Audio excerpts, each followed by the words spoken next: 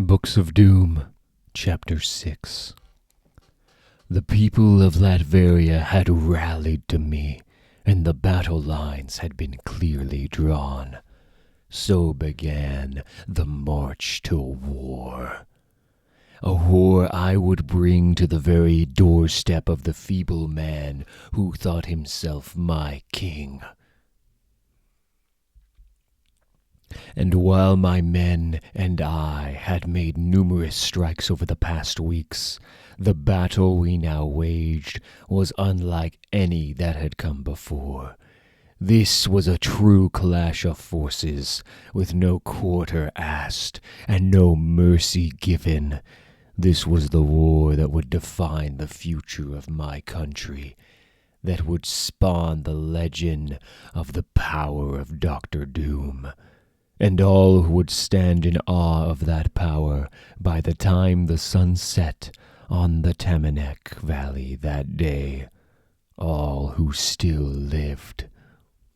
And from the Tamanac we would march north to the capital city. We can make the journey by dawn tomorrow if we march through the night. My lord, I'm unsure if that is possible. The men are exhausted. If we don't allow them to rest, the next incursion may not go as well. Yes, perhaps you are right, Captain. But perhaps the people need only see their leader for their feet to find the will to march on to victory. Come, walk among our forces with me, and see what a word from me can do to the human spirit. Of course, my lord, but there is one other issue. These men, the king's soldiers.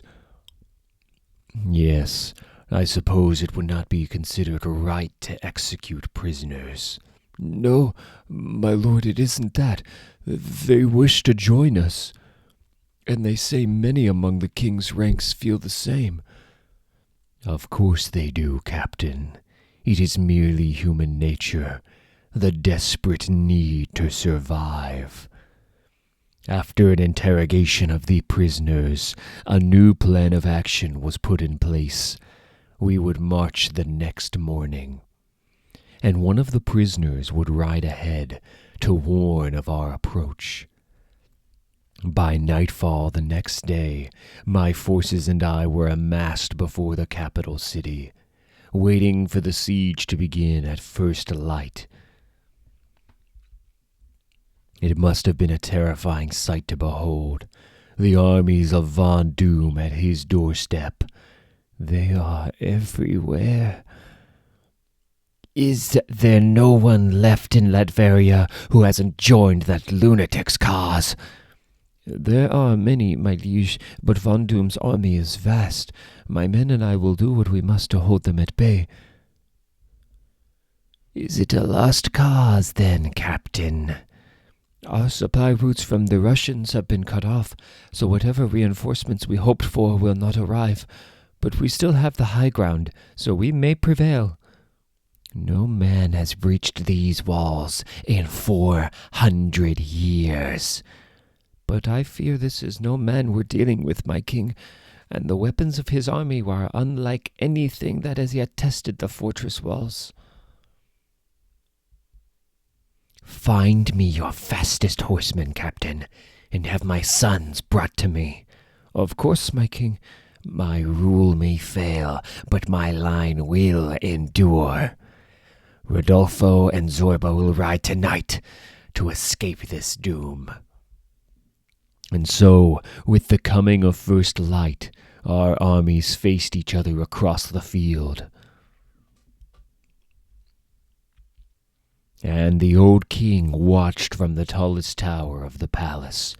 But when the battle cry was sounded, "Attack! Kill the usurpers!" neither side responded. They simply stood in place, as if time had been stopped. What witchcraft is this? Give them the signal to attack again. I am giving it, sire, but they do not obey. No, no, no! Yes, the only movement on the field of battle that morning was mine. The king's men had been delivered to me by the soldier I'd freed the day before, and when I strode toward them, they parted like tall grass before me. Clear path! Stand aside! Making way for their new ruler to pass. And as I made my way through the streets of the capital city, the populace merely stood, gazing in wonder. Your king, where has he run to? He'll flee through this chapel into the cathedral, my lord. There is a tunnel in the church basement. Then the cathedral is where he'll meet his end. The pulsar burst was useful for short distances only, but it allowed me one thing: a dramatic entrance. No! Go not softly to your grave, old fool, I beg of you.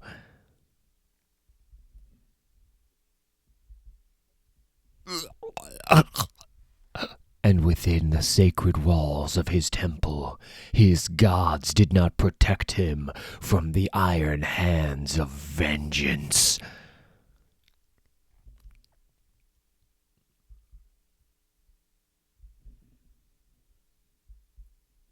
So, it is done. And now, a new age begins. The king is dead. Long live Vendôme. My forces are yours to command, my liege. After that, things moved quickly. Latveria had been literally dying for progress, and I brought it to them like a hurricane. King Vladimir's castle was razed that week by my robots. The town of my mother's downfall was named the new capital city, and in no time its barren homes began to fill again with life. By fall, I'd made additions to the modest castle where my rebellion began. And so it was, on the days overlooking this town and my people, so many of them that they crowded the streets, that Victor von Doom was crowned monarch of Latveria.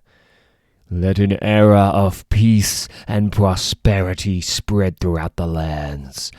So says Von Doom. And there was peace, for most. But even in victory, I knew that I would not find solace so easily, and thus began a ritual that would last many, many years. Come to me now, O darkness, O cold. Come speak with Von Doom, whom you have wronged. You have changed, young suckling, improved. This spell will hold for now. It will need but a moment, for that is all I require. Then speak, while my amusement gives me patience. I wish you to free my mother's soul. And why would I have her do this, when her suffering is my delight? When I can crush her bones and watch her crawl.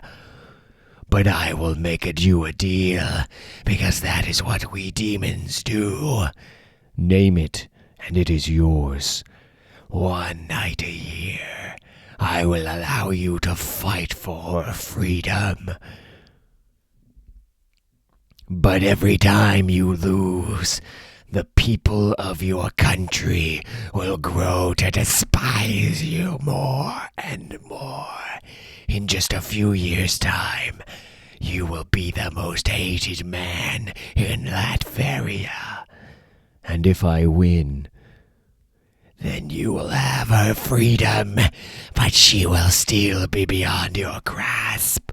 For where her soul goes from here is a place you will never enter. And so, in a way, I will still win.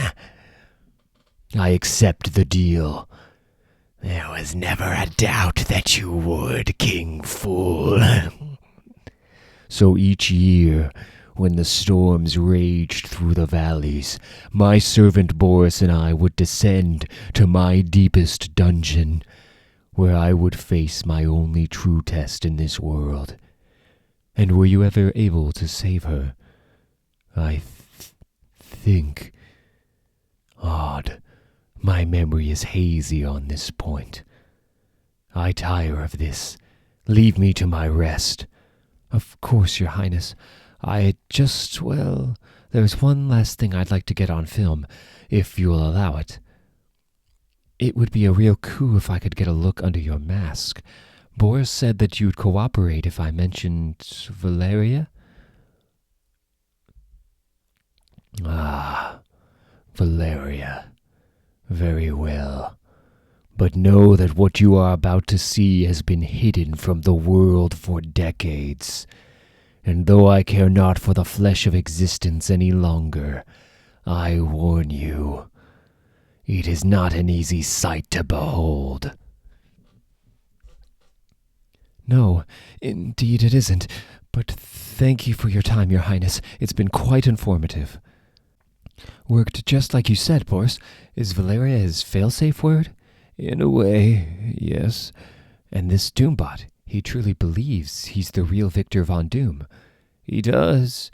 He even ruled for a time when the Master was otherwise engaged. But those memories, can they be relied upon? They are the Master's story, in his own words, programmed into the machines he built to stand in his place. That this robot grew too human, beyond even the Master's expectations, proves their veracity, I think. That machine is so like my Master, he cannot bring himself to destroy it. I don't know how to thank you for this, Boris. The access to all these prisoners, it's been illuminating, to say the least. Their view of doom, along with his own words. This is the story of a lifetime. Yes, I'm sure it would be, if you were ever allowed to tell it. What? Hey! What are you doing? This isn't funny, Boris. Let me out of here. I am sorry, madam. Our deal was that I would allow you into the dungeon to learn the Master's secrets, but like all who know too much of Dr. Doom, once you entered this dark place, you were never meant to leave. Boris! No! No!